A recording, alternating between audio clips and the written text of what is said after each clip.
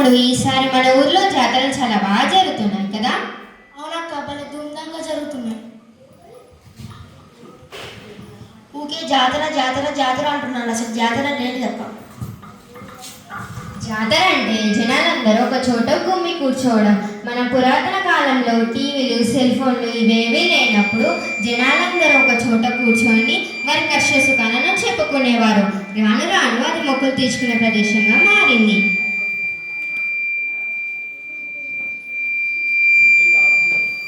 అవునక్క, ఇలా అందరూ కలిసిమెలిసి వాళ్ళ కష్ట సుఖాలు చెప్పుకుంటే ఎంత బాగుంటుందో కదా. అవునక్క, నువ్వు చెప్పింది నిజమే, అందరూ కలిసిమెలిసి ఉంటే ఎంత బాగుంటుందో. అవును తమ్ముడు, నీకు ఈ ప్రశ్న ఎందుకు వచ్చింది అసలు? వానికి పొద్దుకోక అన్ని ప్రశ్నలు గుర్తొచ్చి అడుగుతుంది. అదేం లేదక్క, బోనాల పండుగ వస్తుంది కదా, ఎట్లా జరుపుకుంటారో తెలుసుకుందామని అడిగాను. ఓ అదా. బోనాల జాతరకు మన తెలంగాణలో ఒక ప్రత్యేకత స్థానం ఉంది. అవునక్క, అసలు బోనం అంటే ఏంటిది? బోనాన్ని ఎలా తయారు చేస్తారు? బోనం అంటే భోజనం అని అర్థం. ఒక మట్టి కుండను తీసుకొని దాంట్లో బెల్లం, బియ్యం వేసి బెల్లం వండుతారు. తర్వాత ఇంకో కుండను తీసుకొని దాంట్లో బెల్లం శాఖ చేస్తారు. ఆ తర్వాత ఆ రెండింటిని పసుపు కుంకుమలతో పూజిస్తారు.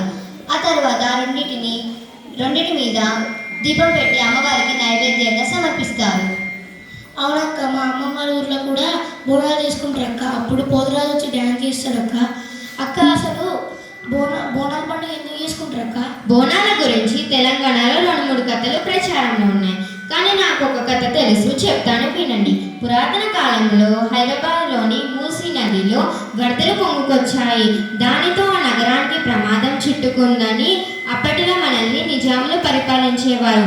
వారు అమ్మవారికి ఏమని మొక్కుకున్నారంటే, మూసీ నదిలో వరదలు పొంగట్టుకోవడం ఆగిపోతే అమ్మవారికి నైవేద్యం సమర్పిస్తానని మొక్కుకున్నారు.